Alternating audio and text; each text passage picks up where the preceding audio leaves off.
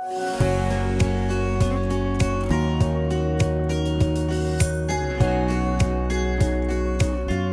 you all for joining us today. It's a joy to welcome you all, and especially to welcome our guest, Dr. Therese Lysaught. But before I introduce her, I just want to echo Ben's plug. If you're interested in potentially studying with us or know of someone who may be, we would delight in speaking with you further. Please don't hesitate to reach out. And we have a priority application deadline upcoming of April 15th, and we'd love to be in conversation with you about that. But without further ado, I want to introduce our esteemed guest today, Dr. Therese Lysaught, who is Professor of Moral Theology and Healthcare at the Neiswanger Institute for Bioethics and Healthcare Leadership at Stritch School of Medicine, Loyola University, Chicago. Her scholarly work is really wide-ranging and brings into conversation the fields of theology, medicine, bioethics, and global health. She received her PhD from Duke, and we were just talking about the apocalypse that is upon us, the small matter of a basketball game tomorrow. Therese has authored and edited a number of books, including the forthcoming and award-winning Biopolitics After Neuroscience, Morality and the Economy of Virtue. And I also especially want to highlight her work co-editing with Joe Kotva, the third edition of the field-defining text on moral medicine, Theological Perspectives on Medical Ethics. Therese and I were both students of Alan Verhey, she at Hope, and me here at Duke. And Alan and Stephen Lammers co-edited the first two editions of this book. Therese is a longtime friend of TMC, and her talk today is entitled God versus Mammon, Neuroscience, Economics, and the Biopolitics of Morality. Please join me in welcoming Dr. Lysaught. Thank you, Brett, and thank you for invoking my ancestor, Alan Verhey. To have Alan in the room with us, that is really wonderful, so thank you. It's always a great gift for me to be with the Duke TMC folks. So I'm really glad to be here today. These seminars have been for me a real lifeline through the pandemic. Being able to be with you all in a way that can't be because I live so far away, and to do it on a bi-weekly basis has been really great. And so to come in today batting in the pitcher position for those who are National League fans, I think is a real gift and is appropriate for me. So as Brett said, today I'm going to be talking about God v. Mammon, Neuroscience, Economics, and the Biopolitics of Morality. My remarks today are going to center around my forthcoming book that Brett mentioned, Biopolitics After Neuroscience, Morality, and the Economy of Virtue, that I co-authored with physician philosophers Jeff Bishop and Andy Michael. And I want to begin with an apology, because I rather hate when people present about books that aren't out yet, because no one has been able to read them, so it's hard to have a real discussion. So I'm not going to talk about the book per se 100%. Rather, I want to start by giving a little bit of background about how this project initially came about, because we started with some really big questions that then narrowed in their focus over time. And while we honed in on one specific area, the neurosciences, I think that the questions we started with still have wider, unmapped implications for theological ethics and medicine. So I'm going to start with those questions. Then I want to present a few findings from the book that likewise I think have broader relevance for theology, medicine, and culture. And I'll close by positing some of those questions at this intersection for our conversation. And let me see if I can run my slides. Oop, no, back up. All right, so let's start with the backstory. When we embarked on this project in 2009, which was some time ago, I had been wrestling for a while with the dynamics of public rhetoric around virtue and vice. If you think back to 2009, we were coming off the financial debacle of 2007, 2008. Obama had just been elected, and Catholics like Paul Ryan were touting Ayn Rand. In the middle of all this, I kept noticing disturbing language in the public sphere, which was by no means new, but seemed to be increasing in a new way. I'm going to show that the next slide has some racist language in it, so if people want to turn off their mics, look away for a slide, I invite you to do that. This passage on this slide from Bill Cunningham on his talk show called The Big Show at the time captures it well. As he said, I cannot say it too often or too many times. Nothing FDR did in the 1930s stopped or alleviated the Great Depression. There's nothing LBJ did in 64, 65, 66 that helped the plight of African Americans. In fact, it hurt them. Almost all their actions brought about the law of unintended consequences. The goal of model cities, Section 8 housing, and food stamps was to give the poor people money, not understanding that poor people were not and are not poor because they lack money. They're poor because they lack values, ethics, and morals. All that the mid-60s and 70s did to the Black community was to pay Black fathers money on condition that they not be involved in the lives of their children. And the Black mothers were told that if you married, it would have a painful consequence. If, on the other hand, you acted irresponsibly by producing children out of wedlock, you would have a positive consequence because government would fund bad behavior. So since 2009, and more so since 2016, we've seen an exponential increase in this sort of public rhetoric linking poverty and vice layered over with race.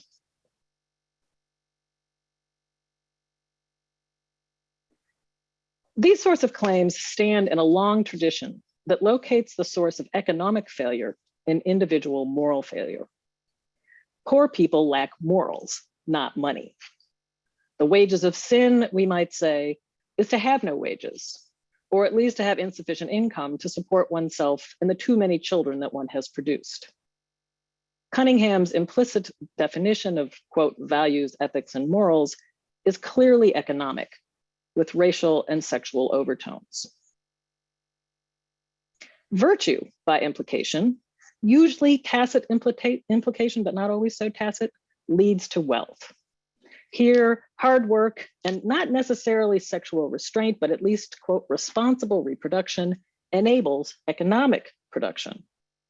The film Pursuit of Happiness depicts the life of Chris Gardner, a self-made man who does right by his son, works hard, and in the end reaps the benefit of life in America.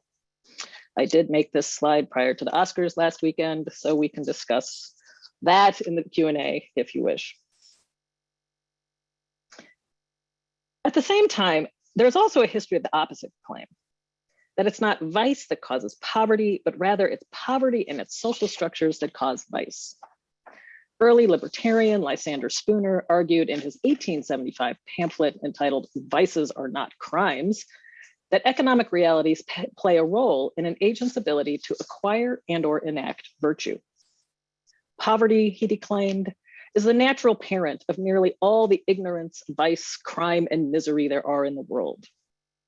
For Spooner, poverty caused ignorance and indebtedness. It destroyed self-respect and drove the poor to despair and drink. With echoes of Dickens, Spooner held that poverty and its effects did not primarily derive from individual vice, but rather from social forces outside personal control. Change social circumstances and vice would fade away. Yet both Spooner and his interlocutors presumed a relationship between morality, primarily vice, and economics. But even though, as we discovered in our research, that claims like this have a long history, there was nothing in the literature of academic theological ethics about these sorts of claims, or that looked at these cultural assumptions about economics and virtue and vice. So we wanted to explore this further. Into the mix in 2009 came the PBS series, Unnatural Causes, Is Inequality Making Us Sick? If you haven't seen it, I recommend it. I was and remain taken with the findings they present, correlating poverty and economic inequality, not with vice, but with physiological effects. Higher levels of cortisol, embedded traumatic responses, and the growing literature on the social determinants of health. This series echoed the findings of Michael Marmot's classic Whitehall study and its longitudinal follow-ups, which similarly found correlations between social rank or status and health status as measured by morbidity and mortality. Social structures, these studies claim, have an effect on our biology. Here we entered into a rather murky area. For while we did not want to biologize the preceding economics virtue vice binary, these studies did point to another enormous gap in the virtue literature, namely the body. In some ways, the virtue literature is very Gnostic. Virtue theory is largely centered on the will. Bodies are shaped through habituation, okay? So the body's there. But within virtue theory, bodies are generally passive objects of formation, or worse, they're originary sources of vice, that animalistic part of our nature that must be corralled, controlled, and disciplined. But what if there's more going on? What are the implications, say, of embodied trauma or constantly elevated cortisol levels that might pre-consciously capacitate someone to, say, fight or flight or freeze? How might understanding the influence of the social surround on our bodies help us reassess traditional accounts of the development or deployment of the virtues, like, say, courage or temperance or patience? If my physiology has been primed through an event of trauma or a constant surround of structural violence, does an Aristotelian account of the habituation of courage or prudence, which clearly presumes a level of economic and social well-being, end up blaming the victim? Does it fail to account for operative factors? So this is where we were in 2009 when the University of Chicago issued its call for proposals through its Templeton-funded A New Science of Virtue program. Of the original 4-person team, which included at the time your colleague Amy Laura Hall, 3 of us were first trained in the sciences. My first degree was in organic chemistry, and then I did a postdoc in Human Genome Project Lab. Jeff Bishop, as some of you know, is an internist, and Andrew Michael is a psychiatrist. Out of that background, all of us had subsequently studied and written about virtue. So for us, this topic of the science of virtue was a very natural intersection. It also seemed like a good opportunity to explore these questions that we were wrestling with. And we hypothesized that the neurosciences would provide data for nuancing and complexifying both popular and scholarly accounts of virtue ethics. So in 2010, we embarked on this project. And I think I can honestly say that, like Bilbo Baggins and his company, we did not entirely anticipate where it would take us. We set out with some pretty straightforward aims and methods.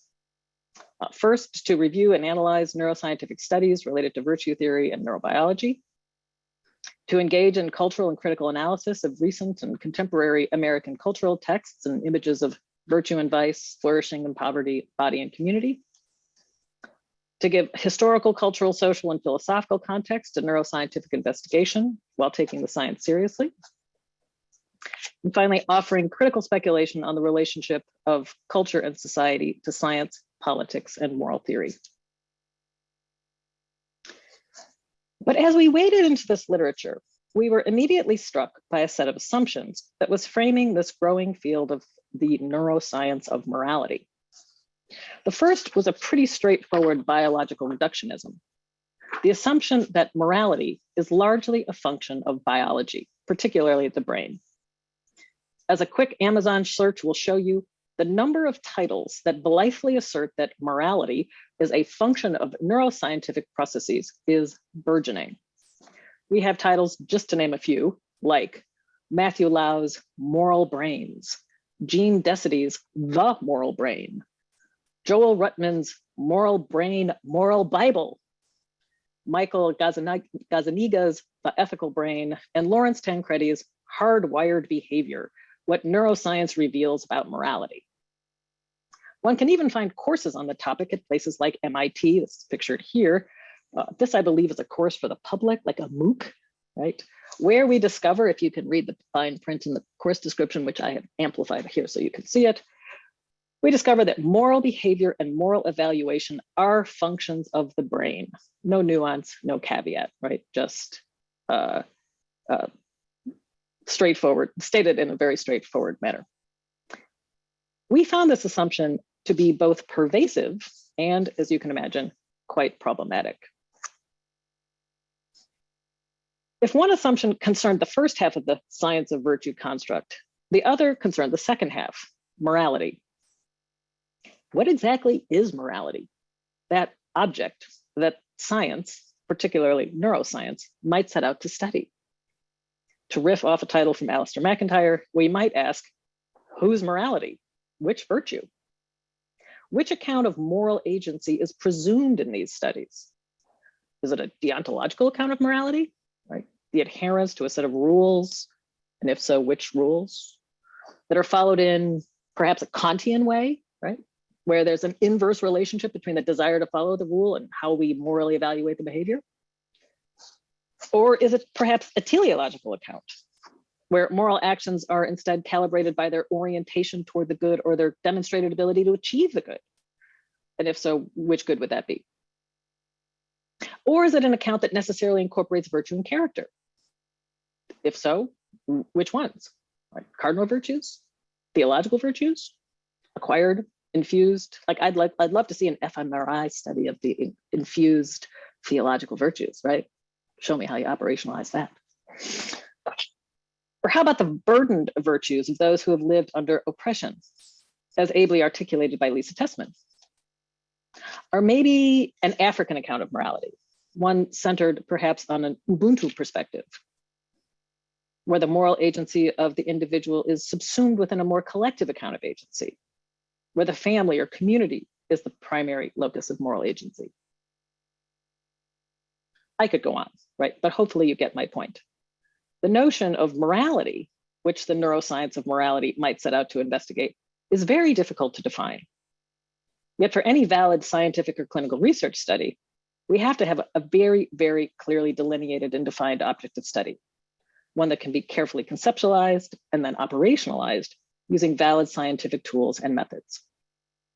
Yet this field is burgeoning, and some account of morality is in play. So we wanted to try to figure out which one and why. Further complicating this dizzying landscape of morality is the scientific commitment to objectivity. While popular voices in the field deploy the language of morality with abandon, academic or bench scientists generally try to be very careful to appear morally neutral.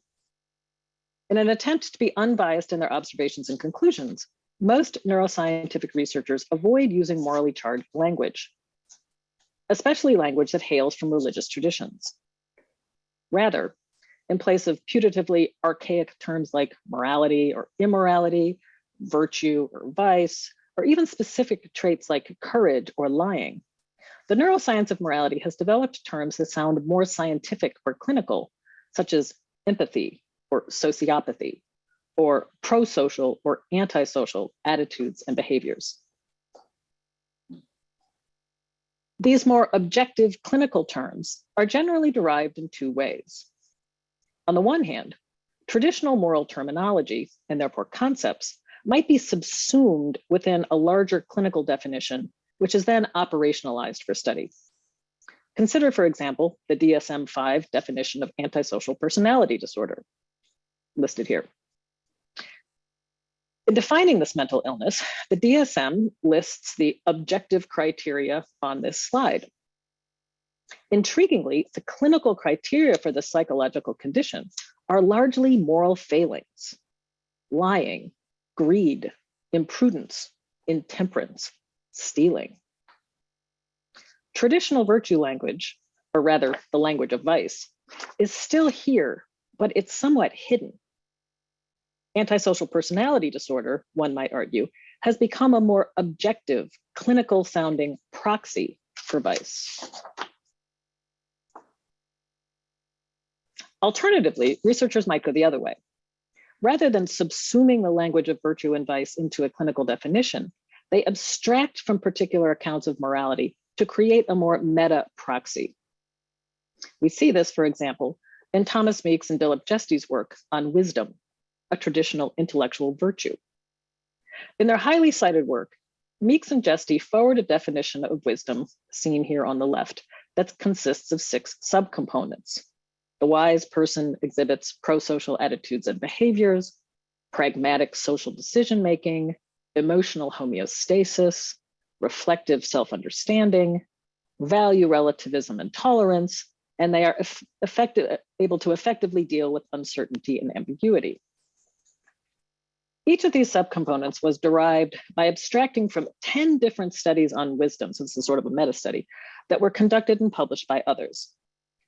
For example, their first subcomponent, pro-social attitudes and behaviors, was derived by reading through these 10 studies and choosing 5 terms that could be considered a pro-social attitude or behavior.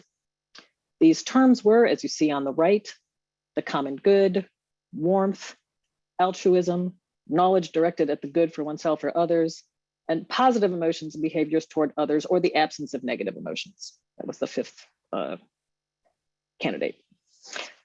These were translated into the meta-category of pro-social attitudes and behaviors. But in this process of abstraction, the previous terms are left behind, and the concept of pro-social attitudes and behaviors becomes a normative characteristic, a proxy for virtue. But are these equivalent? Warmth, for example, seems substantively and qualitatively richer than the arid, clinical pro-social behavior. One could certainly act in a pro-social way without having an iota of warmth, as Kant has taught us. And do these 5 inputs align with each other? One could certainly pursue knowledge directed at the good for others without any altruism or warmth. In fact, the researchers in 2 of the 5 underlying studies here disagree with each other's work and findings. Now, we could walk through the same process for each of the proxies for virtue listed on the left. For example, we could go through this whole process for emotional homeostasis and show you how they derive that too. But suffice it to say that this process of abstracting from the substantive meaning of the terms used in the actual studies, which is a move not unique to Meeks and Jesty, results in a series of traits with little conceptual coherency, ciphers that can be filled with multiple and sometimes contradictory meanings. So in addition to biological reductionism and a conceptual muddle around morality, a key finding in our study of the science of virtue is that the traditional notions of virtue and vice, and morality in general, have been transmuted into proxies, primarily pro-social or antisocial attitudes and behaviors, that alternatively presume and or erase much of the content of traditional moral theory, often without acknowledgement. Traditional moral concepts remain in the background, and they do a lot of invisible, inchoate work, but as we discovered, they're also being recruited toward a different sort of project.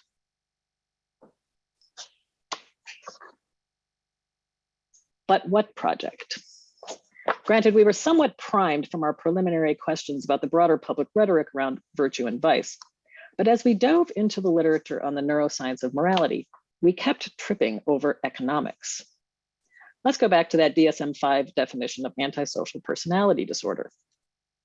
What might escape casual notice is the way that the DSM-5 subtly weaves into this definition certain forms of economic behavior, conning others for profit, repeated failure to sustain consistent work behavior or honor financial obligations, stealing. These are key markers of this psychiatric condition, this proxy for vice.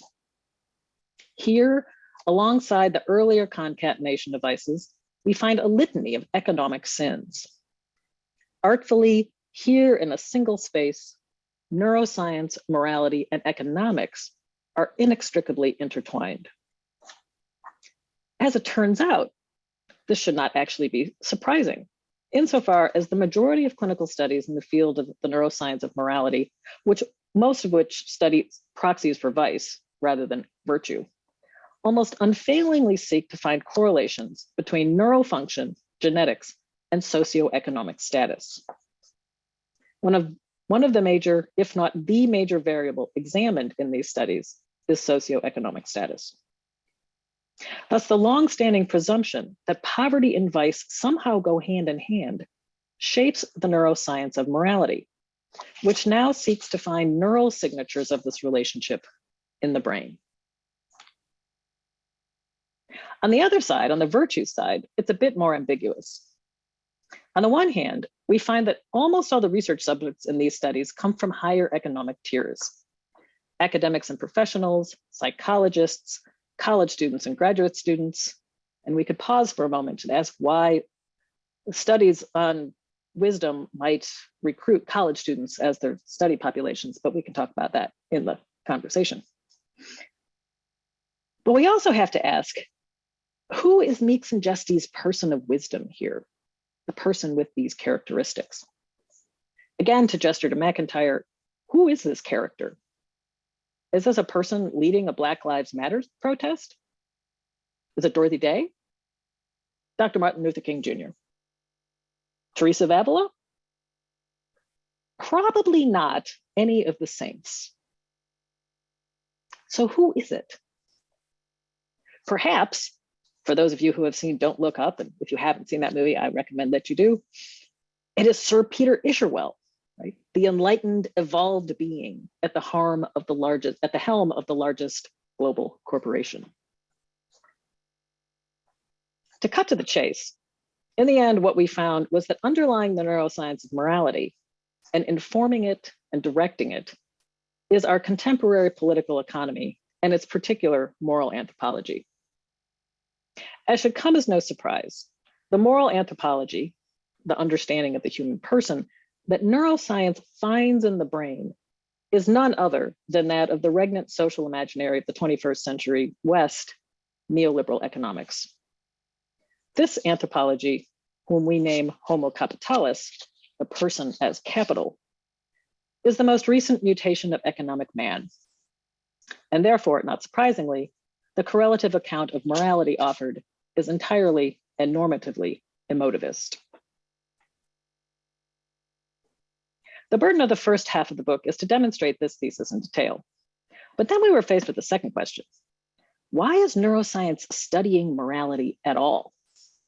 What is the significance of the fact that this economized notion of vice, for example, has been embedded via the DSM-5 in a clinical diagnosis, a diagnosis that can be treated with pharmaceuticals? Is this just a contemporary aberration, or does it point us to something more significant?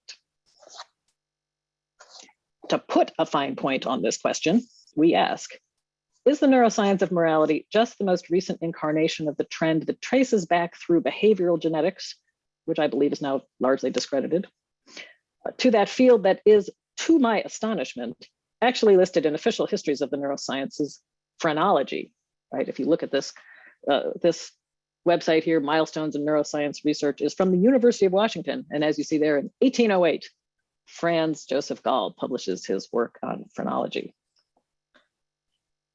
The benefit of historical hindsight makes clear the biopolitical nature of these precursor fields, the ways that science was used to achieve the ends of the polis via interventions on various sorts of bodies. Is the neuroscience of morality an equally biopolitical endeavor? The short answer, we argue, is yes. Here's our table of contents.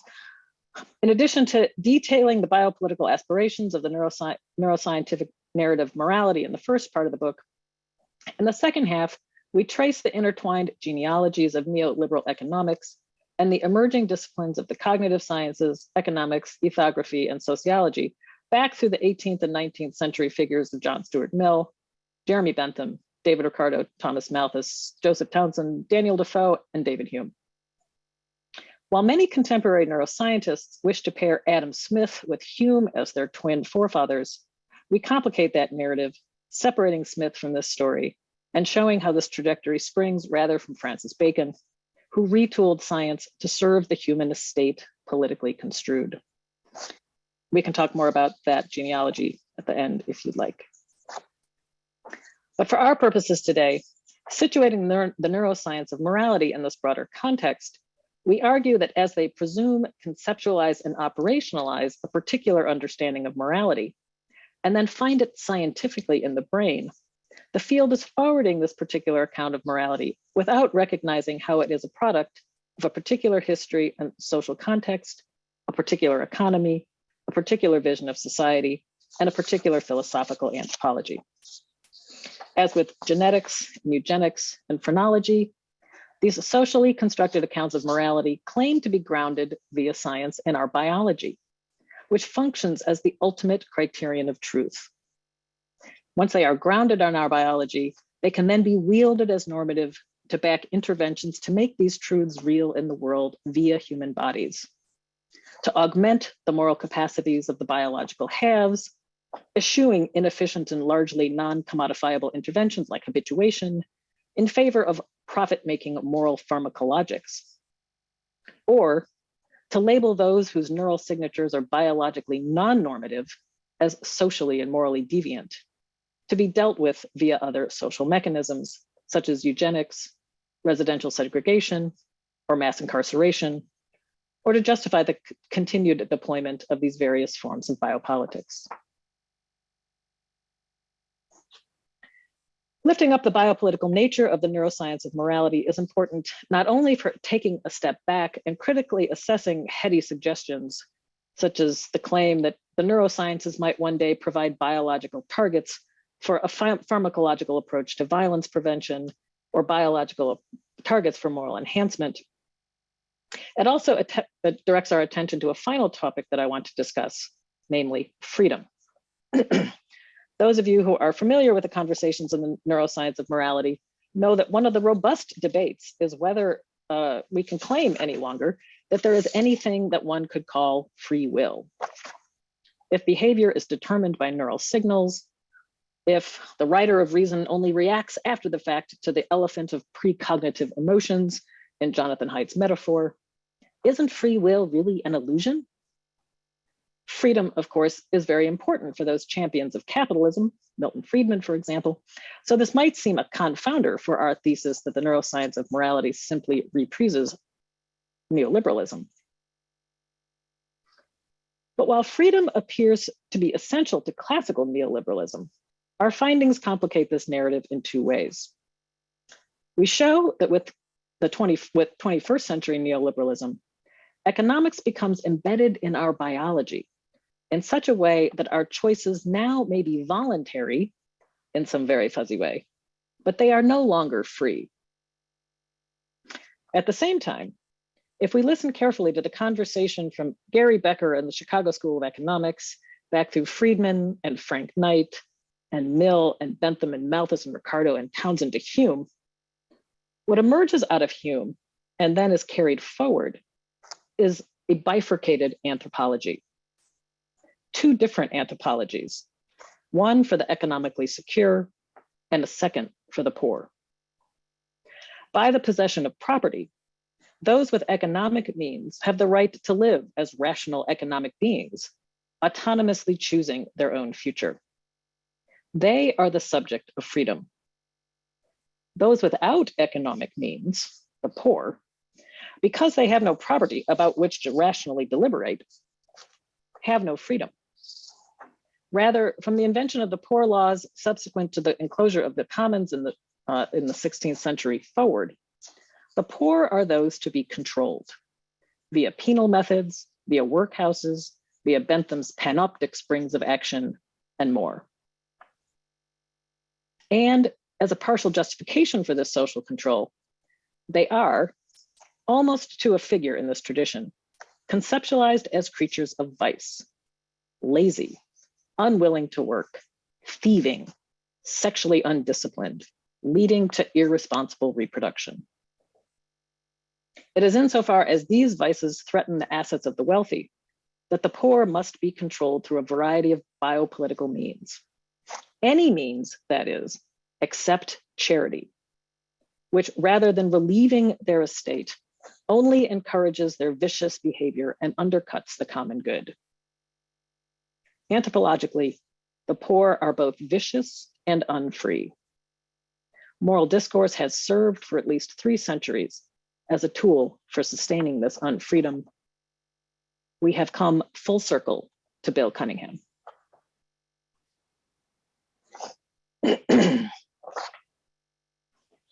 So there you have 2 questions that led to this project, this odd intertwining of poverty, vice, wealth, and virtue in our cultural rhetoric, and the lacuna around embodiment and virtue theory. You have a few findings from our project on the neuroscience of morality, namely a presumption of biological reductionism, an emotivist account of morality, the use of clinical proxies to replace thick traditional moral language, an underlying neoliberal anthropology, the neuroscience of morality as one of the most recent incarnations of biopolitics and this bifurcated anthropology. So what does this have to do with theology, medicine, and culture? For those of you interested in the neurosciences, I look forward to having a much more in-depth conversation with you after the book is out. But beyond this specific study, we hope that this work presses all scientists and clinicians to begin to query their own disciplines, asking how our broader social imaginaries invisibly shape the way we conceptualize our work, what questions we ask, why we ask them, how we study them, and most importantly for people in healthcare, how we conceptualize our patients. We set out in this project with a series of objectives. We met some of them, but there is much more work to be done.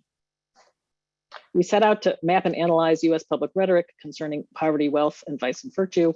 We did a piece of that, but much more work could be done here.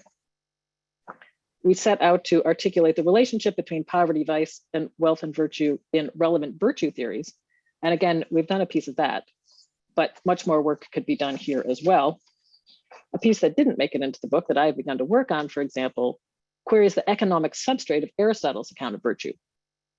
Does his account presume a sociology, per McIntyre, of economically well-off future rulers of the polis? As we know, slaves and women are outside the purview of virtue. Has this originary economizing of virtue filtered down through our tradition, maybe through Aquinas? There are still outstanding questions here. I think that people at Duke Divinity School could work on these to all of our benefit. We set out to propose a more thorough account of virtue in light of scientific findings about embodiment. Again, we didn't entirely get to this. I've separately begun to work on this question. In the June issue of the Journal of Society of Christian Ethics, my colleague Corey Mitchell and I are publishing an article analyzing the academic conversation on virtue theory in light of race, trauma, and embodiment. But again, much more work needs to be done here. And finally, we set out to describe the counter traditions of holy poverty and the price of privilege. And this section really ended up on the cutting room floor. Given that, one might say, you know, Therese, this is a conversation on theology, medicine, and culture, and we haven't heard too much about theology yet. And you'd be right. My cheeky response to that is that generally in Jeff Bishop's books, as I have said to him, and if you're here, hi, Jeff, most of the theology appears in the last 10 pages, and so it is here. We end with a call to take more seriously the metaphysics that shapes our scientific and clinical imaginations. And this, if done right, is certainly a theological project. More directly, though, insofar as this book is in large part an attempt to display the metaphysics at the heart of contemporary scientific and clinical research, it is a theological project. More specifically, this book is a theological exercise insofar as it seeks to carefully unmask the hidden role of what Pope Francis calls, quote, the economy that kills. What in the Catholic tradition, both John Paul II and Pope Francis have rightly named an idolatry. Mammon, we argue, is the metaphysics of the day, a master that demands our service. So in the end, a key question for all of us, but particularly our academic and professional disciplines is, how deeply are we enthralled to this master in ways that we may not even know? And a second question that follows is, might the theological alternative be one rooted in a different economy, an economy of charity, caritas, gift, rooted in our understanding of God, Christ, the sacraments, and infused throughout the Christian tradition? That is my next book. In the meantime, let me close with two questions for discussion.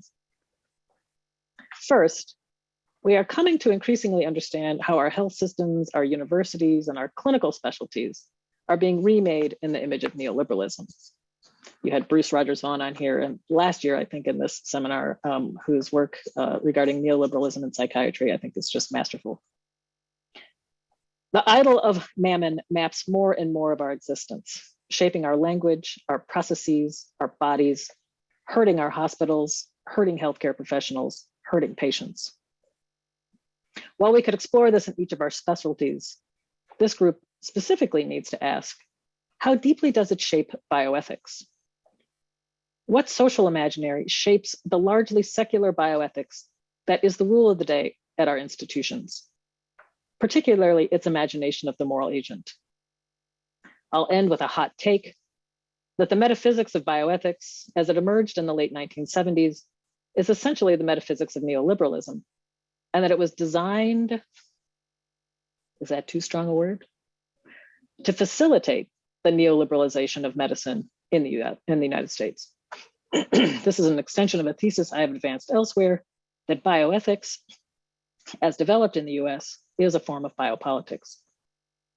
And if that is the case, how does this require us to rethink how we reframe the interface between theology and bioethics, or theology and medicine?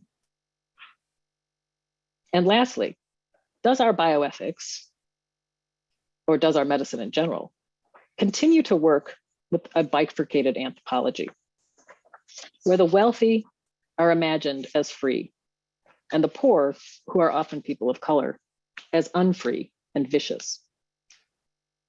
How, for example, are patients from different socioeconomic locations conceptualized vis-a-vis the language of autonomy, decision-making, freedom, virtue, and vice? How do our hospitals respond differently to such patients? For example, on whom is security called? Usually at the drop of a hat. With what moral language do we describe patients whose economic circumstances often undermine conformity with our medical paradigms? Patients who are non-compliant with their treatment regimen, who fail to keep appointments, or who through failure to work lack the ability to pay for medical care, and so forth.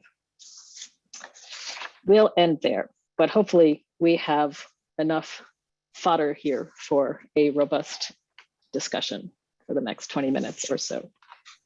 Thank you. Thank you, Therese, and more than enough. More than enough. This is just, more than enough. I love it. What a wonderful, wonderful talk. Thank you. I have a million questions that I'd love to jump in with, but first, I'd welcome questions from the audience. If you wouldn't mind raising your hand, we'll invite you to turn on your video if you're willing, and ask Dr. Lysaught a question.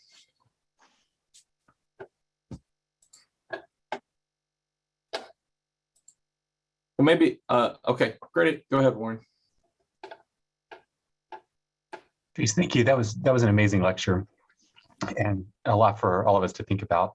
I want to ask a question about psychiatry. So you talked about the example of antisocial personality disorder as a way that neuroscientific assumptions play out, that virtue gets kind of put into a clinical frame that I think does apply to folks often on the economic margins. I really appreciated your highlighting the economic language in the antisocial personality disorder diagnosis.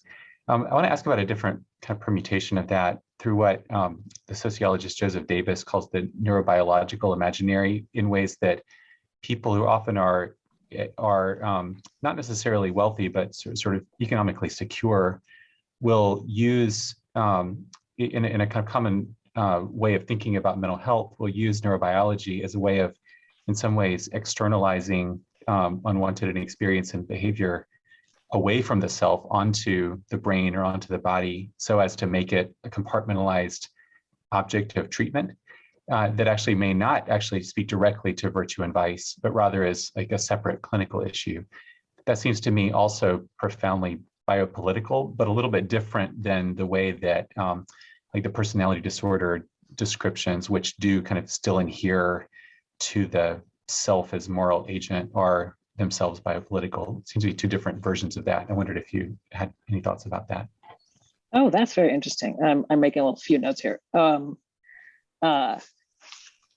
Right, because there's this sort of, in some ways that gets a little bit more to the biological reductionism, right? So there's this biologizing of whatever the problem is, yeah, which leads to a different kind of bifurcation, right, between the self and the body.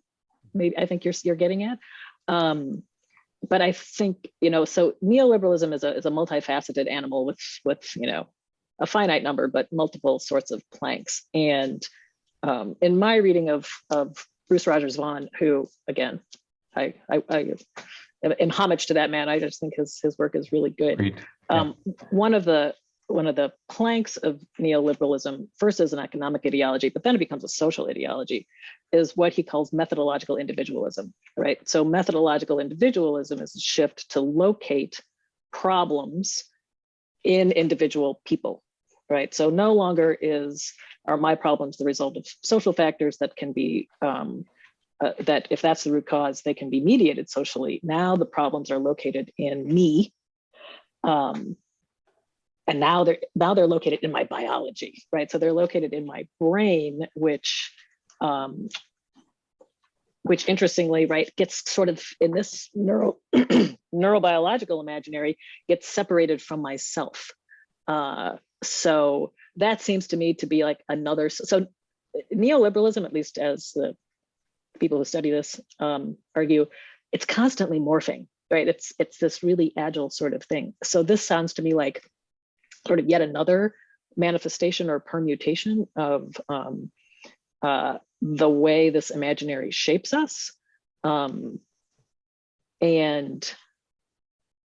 it probably also plays into this or reflects this troubling shift where the moral agent or the person as we move through the 20th century is imagined as less and less and less free, right? As you move from Milton Friedman to Gary Becker, but now even beyond Becker, what we're seeing is that there's this sort of erasure of human freedom because of this biological piece, that even now we can the person is separated and they can step back and they can see their biology controlling them, but they can't do anything about it, right? So I'd be interested in reading more about that and fitting that into this That's story. really interesting. So anyhow. Thank you.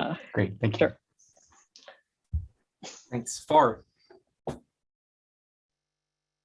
Hey, Therese. Hi, Far. No surprise, great lecture. I wanted to ask you about this. You mentioned there's this working bifurcated anthropology in which those who have property and homo economicus are free and virtuous, and the poor are vicious and not free. And I was thinking about the way that in the New Testament, sort of turn a little theological here, being virtuous is tightly connected to being free, and being vicious is tightly connected to not being free. And I think about just you're going to be a slave to sin or a slave to Christ, one or the other. And to be a slave to Christ is to actually be free. So I wondered what your thoughts are on how that theological language might help to clarify the way that there's not unlike what Jesus encountered, is that you have a kind of identifying vice selectively around the bodily lack of control, so to speak. I mean, thinking of the poor being driven by sexual inclinations and so on, but avoiding the greater spiritual vices of pride, of greed, etc., but which also make us unfree, according to the Christian story, it seems to me, and deceived, deceptive, blind, and so on. Yeah, I mean, I think one of the things we wanted to do was, as you know, in these fields, a lot of times the same terms are thrown around with really different meanings, and so we miss what's going on behind them. And this was, again, one of the things we didn't expect to find when we walked into this conversation. And so it took us a while to figure it out. And, but I think the Christian tradition, would be a helpful corrective over against what we found. But it seems to me that within this trajectory, this 300-year story of capitalism, primarily, on the one hand, the vices have gotten narrowed to basically two, right? Economic vices and sexual vices. And the rest seem to have gone by the wayside. And it's not so much that the vicious are unfree and the virtuous are free, per se. It's that this economic piece is added in as a mediator between those two. So, for example, the rich can be as sexually licentious as they want. as long as they don't reproduce children they can't support economically, right?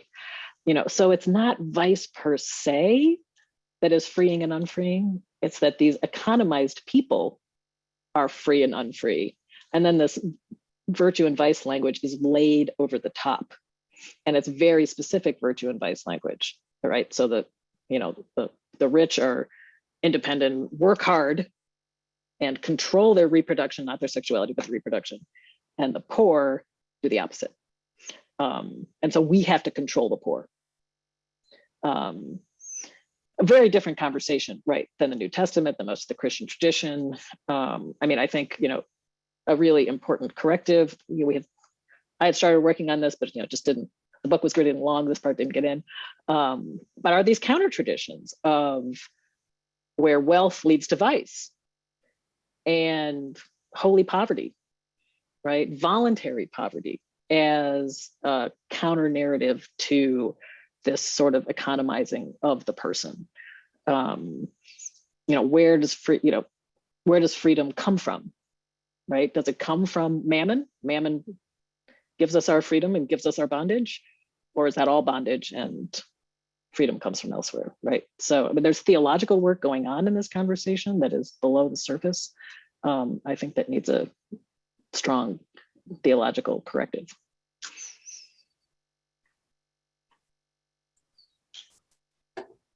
Thank you. Well,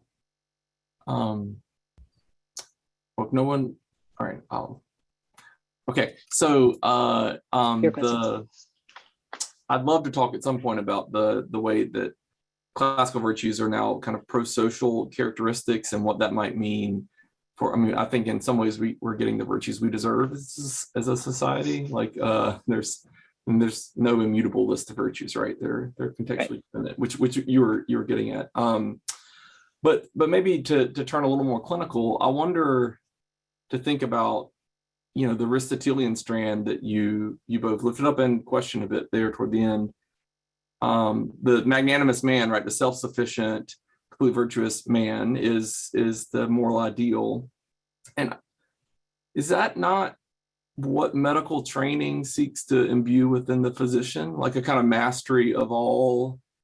I don't know. I wonder if the lack of, like, all the emphasis on work on teams and teamwork is a kind of overt effort that doesn't fully grapple with the substructure of formation toward the magnanimous man. And so people are talking about you need to be, team driven and a team player, but really the deep sources of the formation are toward this kind of self-sufficiency. That's a wondering. I don't know what you think about that. Yeah, that would be interesting. I haven't thought about the sort of team self-sufficiency piece, but just sort of querying the traditions that we've inherited, right? So within, I was interested in these questions. I went and looked in the theological literature, and all I could find were theological perspectives about economic questions, right? Rather than looking at the economic infrastructure of our theological ideas, right? So the magnanimous man, Aristotle, very important for all of us, 20th century, 21st century, new virtue theorists, but to be the magnanimous man, you have to have money, right? There are economic presuppositions built into that philosophical and theological account. So if you don't have economic resources, you cannot attain that. Now, what does that say about our theory, right? If we accept that and then use that as our model for physicians, right? Is this a problem? Why is this a problem? How could it be a problem? How do we get around it? Even as you move past the magnanimous man into the sort of contemplative space of, the sort of Aristotelian ideal, there still is this sense that that person's economic needs are taken care of in order to be the fullest version of Aristotle's ethical person. You have to have economic stuff. So if you don't have it, like, what does that mean for the theory? And how do we correct our theory if we do say, oh, that's a problem, right? Yeah. And I think there's also theologically, what does it mean to belong well in the body of Christ and the honor given to lesser members within it? I think that, if Christians were to take that seriously, we would display a different mode of belonging within our institutional lives as well. Right. Or who norms our imaginations, right? So a couple of weeks ago, you had Jenny Weissblock here, right, talking about Paul Farmer, right? So Paul Farmer, one could argue he's the magnanimous man, right, who gave away, all his money, right? Did he come with money? Not so much, right? So a really different relationship with economics, embodying this sort of different ideal of the physician. So what's the tradition behind that? Of course, liberation theology and certain kinds of Christian claims challenging our model of the physician. Yeah. Well, if we began with the invocation of Alan Verhey and end with the invocation of Paul Farmer, I think it's been a good time together. So, Dr. Lysaught, thank you so much from all of us here at the Theology, Medicine, and Culture Initiative. And I hope all of you attending will look for updates over the summer about our series next year. And thank you for launching us into our summer together. Thank you again, Therese. Thank you all for coming and for your attention.